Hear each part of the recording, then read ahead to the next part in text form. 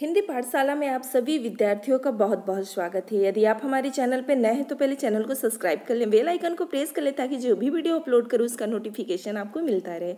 Video अच्छा लगे तो लाइक करना मत भूलें, आपकी लाइक ही हमारी एनर्जी है। हम सीधे अपनी टॉपिक की बात करेंगे और हम आपके सम्मुख धनुष भंग का ये पार्ट 3 लेकर उपस्थित हुए हैं। इसके पहले हम धनुष भंग के 2 भाग अपलोड कर चुके हैं। यदि आप लोग नहीं देखें तो उसे भी देख लें, मोस्ट इम्पोर्टेंट है। सबसे पहले हम यहाँ दोहा को देखेंगे। लखन लखेउ रघुवंशमति, लखन लखेउ रघुवंश मणि ताके हर को दंडु, पुलगति गाते बोले बचन चरण चापि ब्रह्मंडु। पहले दोहा का हम व्याख्या कर लें और जितने कठिन शब्द इनसे है उनको भी साथ में बताते चलेंगे। लखन लखेउ, लखन मतलब लक्ष्मण, लखेउ मतलब देखा या देखकर, देखा। रघुवंश मणि, रघु कुल के मणि अर्थात श्री रामचंद्र जी के लिए आया है। ताकेउ का भी अर्थ देखा ही होगा और लखेउ का भी अर्थ देखा ही होगा। हर कोदंड, कोदंड का अर्थ होता है धनुष, धनुष। और हर का अर्थ क्या होता है? शिव। हर का अर्थ शिव होता है, यानी शिव जी की धनुष। पुलक पुलक पुलक की गात बोले बचन चरण चापी ब्रह्मांडु।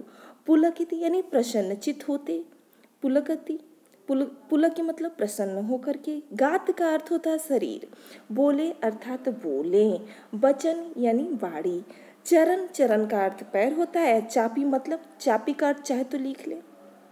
चापी का अर्थ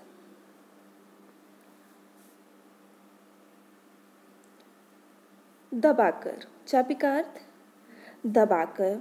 ब्रह्मांड का अर्थ होता है ब्रह्मांड। अब हम इसकी व्याख्या देख लेंगे। गोस्वामी तुलसीदास जी कह रहे हैं कि गोस्वामी तुलसीदास जी कहते हैं कि जब लखन अर्थात लक्ष्मण जी ने देखा, लखेउ मतलब देखा, लक्ष्मण जी ने देखा कि रघुकुल मणि, रघुवंश वंश मतलब कुल होता है, रघुकुल मणि अर्थात श्री रामचंद्र जी ने हरे कोदंड मतलब शिव के धनुष की ओर, तकेउ मतलब ओर देखा तो उनका शरीर अत्यधिक पुलकित हो उठा। गात मतलब शरीर, उनका शरीर अत्यधिक पुलकित हो उठा और संपूर्ण ब्रह्मांड अर्थात संपूर्ण ब्रह्मांड को अपने दोनों चरण मतलब दोनों चरणों से दबाकर वे इस प्रकार बोले वचन, इस प्रकार। चरण चापी, चापी मतलब क्या होता है? दबा करके, अपने दोनों चरणों से दबा करके वे इस प्रकार वचन बोले। पुनः एक बार देख लीजिए, मोस्ट इंपोर्टेंट है। गोस्वामी तुलसीदास जी कहते हैं कि जब लक्ष्मण श्री रामचंद्र जी, जब लक्ष्मण जी ने देखा कि लखन लखेउ, लक्ष्मण जी ने देखा कि रघुकुल मणि श्री रामचंद्र जी ने शिव धनुष की ओर देखा तो उनका शरीर अत्यधिक पुलकित हो उठा और संपूर्ण ब्रह्मांड को अपने चरणों से दबा कर वे इस प्रकार बोले। चरण चापी, चरणों से दबा कर इस प्रकार बोले। यहाँ तक क्लियर हो गया होगा। अब हम आगे देखें। कह रहा है दिस कुंजरहु कमठ अहि कोला, धरहु धरि धीर न डोला, राम चहि सकल शंकर धन तोरा, हो सजग सुनि आयुष मोरा। चाप समीप राम जब आए, नर नारीन सूर सुकृत मनाए, सब कर संशय अरु अज्ञानु, मंद महीपक कर अभिमानु। यहाँ तक चला, इनकी पहले हम व्याख्या देख लेंगे तब आगे। कह रहा है कि दिस कुंजरहु दिशाओं के रक्षक अर्थात हाथी, दिस कुंजरहु दिशाओं के रक्षक हाथी। गोस्वामी तुलसीदास जी कह रहे हैं कि लक्ष्मण जी ने कहा, हे दिस कुंजरहु दिशाओं के कुंजर या हे दिग्गजों। कमठ मतलब क्या होता है? कच्छप या कछुआ। हे कच्छप, अहि, अहि का अर्थ होता है सांप, लेकिन यहाँ अहि का अर्थ है शेषनाग से लिया गया है। हे शेषनाग, अहि का अर्थ क्या होता है आप नोट कर लीजिए। अहि, अहि मतलब क्या होता है? अहि मतलब होता है सांप, लेकिन यहाँ अहि का अर्थ शेषनाग से लिया गया है। अहि शेषनाग, हे शेषनाग। और कह रहा है कोला, कोला मतलब होता है वराह, जिसे सुअर कहते हैं। हे वराह, धरो धरनी, धरि धीर न डोला। धैर्य, धरनी, धीर मतलब क्या होता है? धैर्य धारण, धीर मतलब धैर्य धारण करके इस पृथ्वी को इस प्रकार पकड़ के रखो। धरो, इस प्रकार पकड़ के रखो जिससे यह न डोला, यह पृथ्वी हिल डुल न पाए, ये पृथ्वी हिल डुल न पाए। पुनः एक बार इस लाइन की व्याख्या देख लिया जाए। कह रहे धरहु धरनी, धरि धीर न डोला। कह रहे लक्ष्मण जी कहते हैं कि धैर्य धारण करके इस पृथ्वी को, धैर्य धीर अर्थात धैर्य धारण करके इस पृथ्वी को इस प्रकार पकड़ के रखो जिससे यह पृथ्वी धरी, धरनी, धरी, धरनी, धरनी मतलब क्या होता है? धर लो, धरी, पकड़ लो, धरनी, पृथ्वी को इस प्रकार, धरनी पृथ्वी को इस प्रकार पकड़ लो कि यह हिल डुल न पाए। आगे वाली पंक्ति देख लिया जाए। राम चहई शंकर धन तोरा, हो सजग सुनि आयुष मोरा। श्री रामचंद्र जी ने, कर राम चहई, श्री रामचंद्र जी शंकर जी के, शंकर धनु, शंकर जी के धनुष को तोड़ना, धनु तोड़ा, चाहे मतलब चाहते हैं। श्री रामचंद्र जी शंकर जी के धनुष को तोड़ना चाहते हैं। राम चहई, श्री रामचंद्र जी शंकर, शंकर जी के धनुष को तोड़ना चाहिए मतलब चाहते हैं। हो सजग सुनी आयुष मोरा, इसलिए आप सभी लोग मेरी इस आज्ञा को, आयुष मतलब इस आज्ञा को सुनकर सावधान हो जाए। हो सजग, सजग मतलब सावधान, सजग सावधान, आप लोग मेरी इस आज्ञा को सुनकर क्या हो जाइए? सजग हो जाइए, सावधान हो जाइए। चाप समीप राम जब आए, नर नारिन सुन सुर सुकृत मनाए। कह रहा है श्री रामचंद्र जी जब शंकर जी के धनुष के समीप आए, चाप समीप यानी धनुष के समीप, जब श्री रामचंद्र जी आए तब सभा में उपस्थित नर नारिन यानी सभा में उपस्थित स्त्री पुरुष ने, नर नारिन स्त्री पुरुष ने, सुर मतलब देवताओं और अपने सुकृत मनाए, अपने पुण्यों को मनाया अर्थात उनका स्मरण किया। पुण्य मनाया अर्थात उसका स्मरण किया। यहाँ तक क्लियर हो गया होगा। अब आगे कह रहे हैं सबकर संशय अरु अज्ञानु, मंद महीपन कर अभिमानु। सबकर संशय, सभी का, सबकर यानी सभी का संशय, संदेह और अज्ञान करे, अज्ञान मामूली और अज्ञान मामूली अर्थात मंद महीपन करे अभिमानी। मंद मतलब तुच्छ, मंद मतलब क्या होता है? तुच्छ।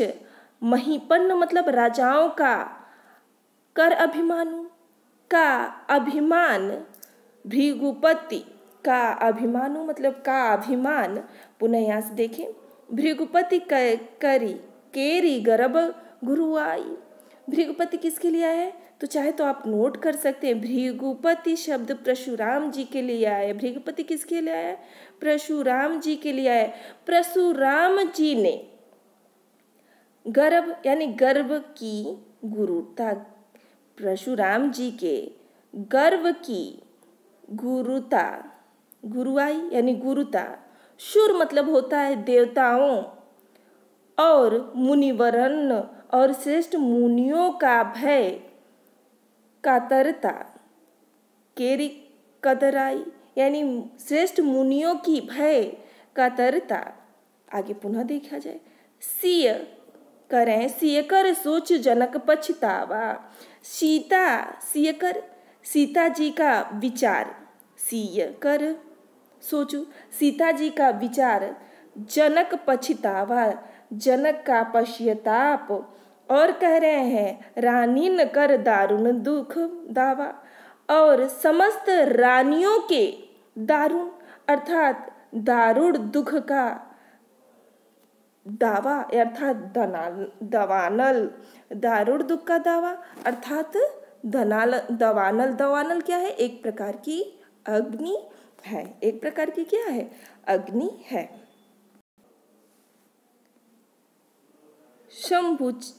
शंभु चाप बड़ बोहित पाई, चढ़े जाई सब संगु बनाई।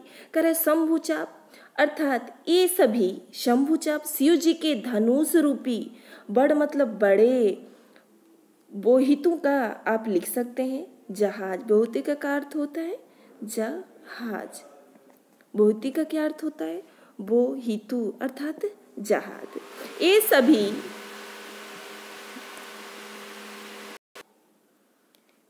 सभी शंभु चाप बड़े बोहित पाई, ये सभी शिव के धनुष रूपी बड़े जहाज को प्राप्त करके, पाई मतलब प्राप्त करके, चढ़े जाई सब संगु बनाई। संगु यानी समूह बना करके, समूह बनाकर उसके ऊपर चढ़कर, चढ़ जाई यानी उसके ऊपर चढ़कर करें कि ये सभी शिव के धनुष रूपी बड़े जहाज को प्राप्त करके और समूह बनाकर उसके ऊपर चढ़कर करें राम बाहुबल सिंधु अपारू। श्री रामचंद्र जी की भुजाओं के बल रूपी अपारू मतलब अपार समुद्र के पार जाना चाहते हैं। चाहत पारू नहीं को कड़हारू करा, लेकिन उनके साथ कोई क्या नहीं है?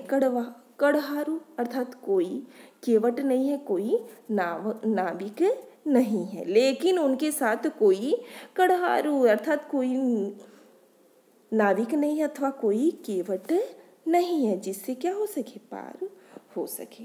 यहाँ तक की व्याख्या क्लियर हो गया होगा। अब हम आगे बढ़ेंगे। आगे पहले दोहा देख लेंगे।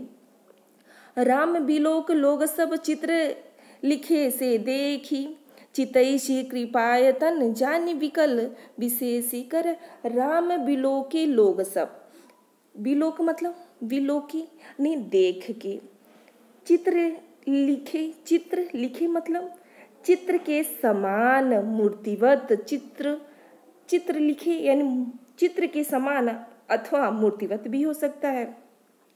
सी का अर्थ यहाँ सीता से है।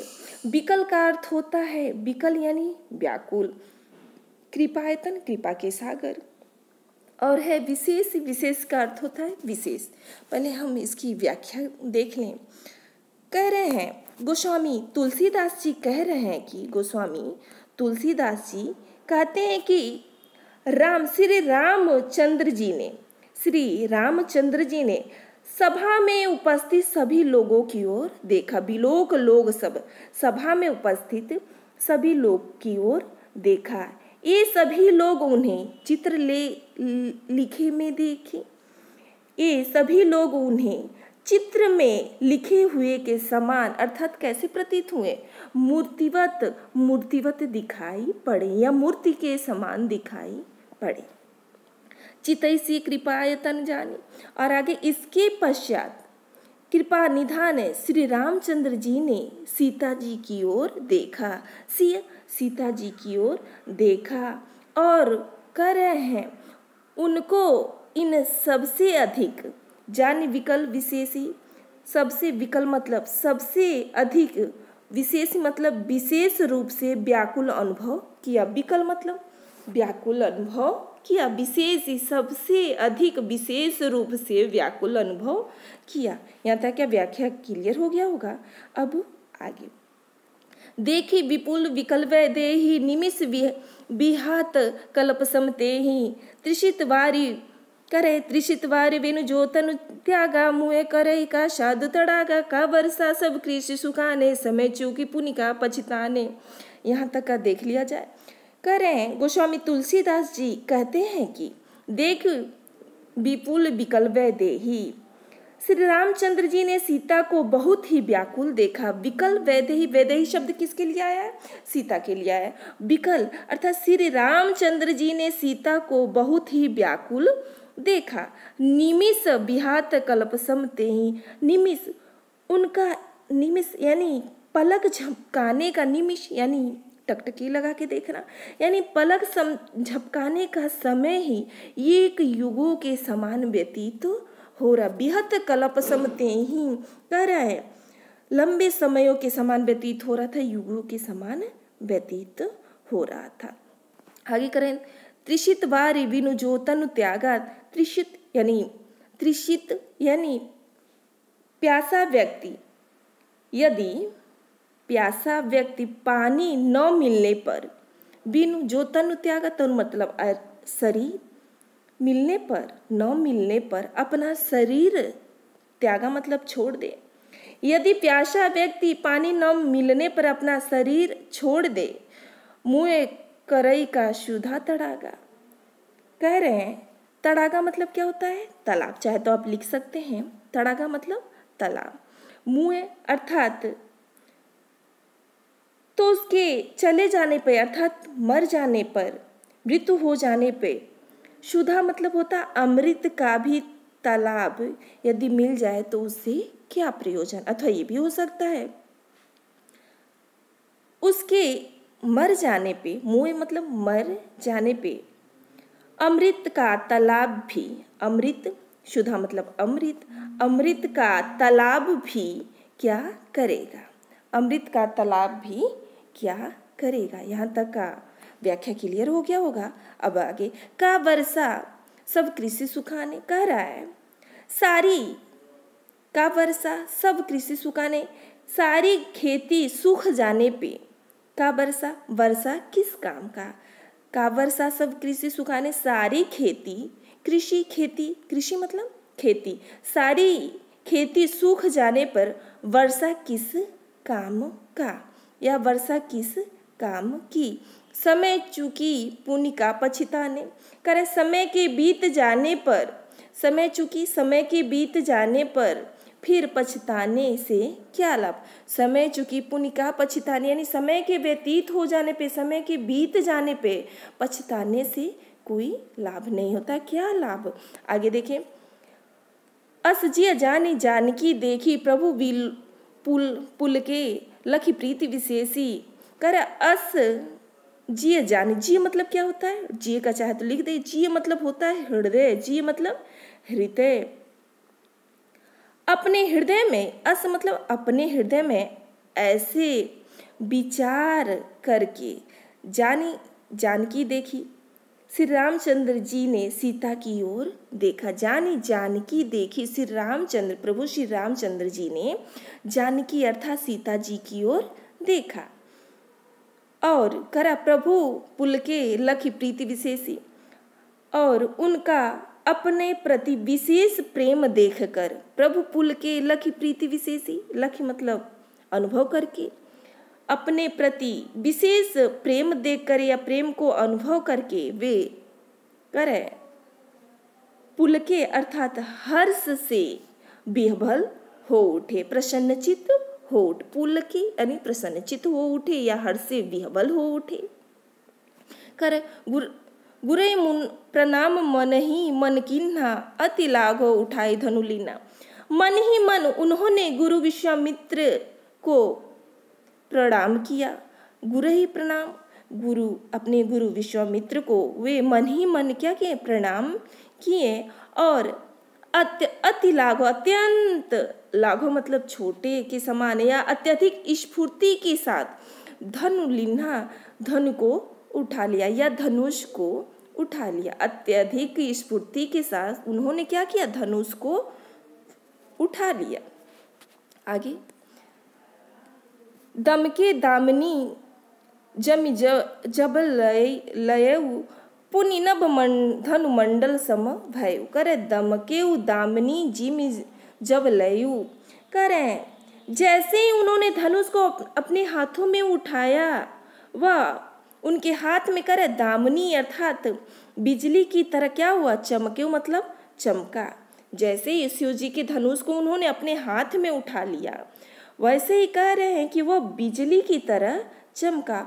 और कह रहे पुनि नभ, नभ मतलब पुनः, पुनि मतलब पुनः, नभ मतलब आकाश में, धनु मंडलाकार, करे धनु मतलब धनुष, मंडल, मंडल संभव, मंडलाकार हो गया। आकाश में धनुष मानो क्या हो गया, मंडलाकार हो गया।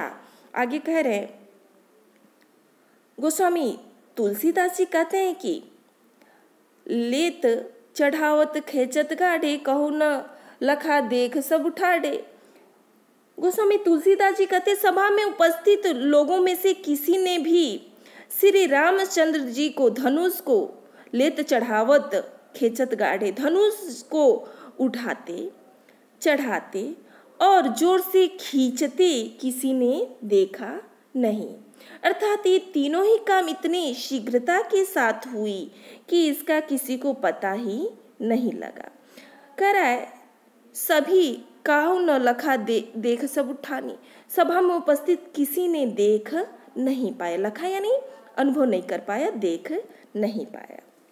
आगे करें ते क्षण राम मध्य धनु तोड़ा, श्री रामचंद्र जी की मात्र खड़े देखा और उसी क्षण उन्होंने क्या किया, ते ही क्षण, उसी क्षण, क्षण मतलब क्षण, राम मध्य धनु तोड़ा, श्री रामचंद्र जी ने मध्य यानी बीच से धनुष को क्या कर दिया, तोड़ दिया। ते ही क्षण, उसी क्षण श्री रामचंद्र जी ने धनुष को मध्य से तोड़ दिया।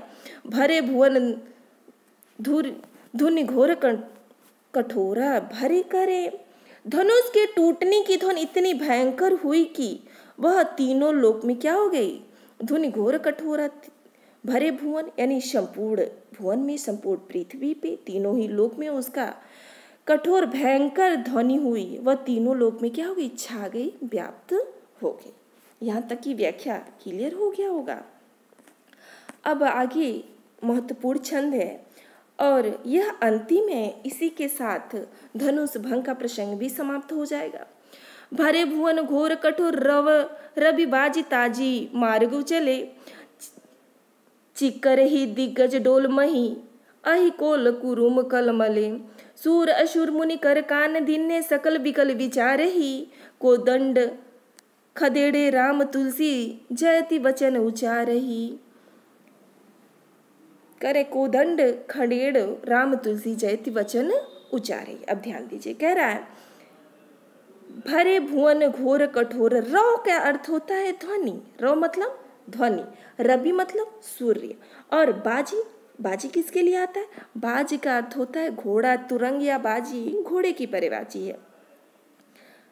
कह रहे हैं गोस्वामी तुलसीदास जी कहते हैं कि धनुष टूटने का घोर कठोर शब्द त्रिलोक्य में, तीनों लोकों में क्या हो गया, छा गया, जिससे भरे भुवन यानी कह रहे हैं कि संपूर्ण त्रिलोक में छा गया, तीनों लोकों में छा गया। घोर कठोर रौ धनुष के टूटने की ध्वनि, जिससे रवि यानी सूर्य की बाजी मतलब घोड़ा अपना नियत मार्ग छोड़कर ताजी मार्ग चले, ताज मतलब त्याग कर, अपना मार्ग छोड़कर चलने लगे। रवि अर्थात सूर्य के घोड़े अपना नियत या निर्धारित मार्ग को छोड़कर चलने लगे। आठों दिशाओं में स्थित 8 दिग्गज, कर चक्कर ही दिग्गज, चिक्कर ही दिग्गज डोलमही। आठों दिशाओं में स्थित 8 दिग्गज अर्थात दिशाओं की रक्षा करने वाले 8 हाथी कह रहे हैं चिघाड़ने लगे। मही, मही, मही का अर्थ है संपूर्ण, मही का अर्थ होता है पृथ्वी, चाहे तो आप लिख सकते हैं। पृथ्वी शब्द के लिए मही का यह प्रवाची रूप में आया है। मही संपूर्ण पृथ्वी क्या होने लगी, डोलने लगी, डोल मही पृथ्वी डोलने लगी। अहि मतलब होता है सर्प, लेकिन अहि शब्द यहाँ शेषनाग के लिए आया है। शेषनाग कोल कोल वराह या सुअर। और कह रहा है करुम करुम कछुआ भी कलमले मतलब बेचैन हो उठे। संपूर्ण पृथ्वी, क्षमा चाहूंगी, संपूर्ण पृथ्वी डोलने लगी, डोलमयी संपूर्ण पृथ्वी डोलने लगी।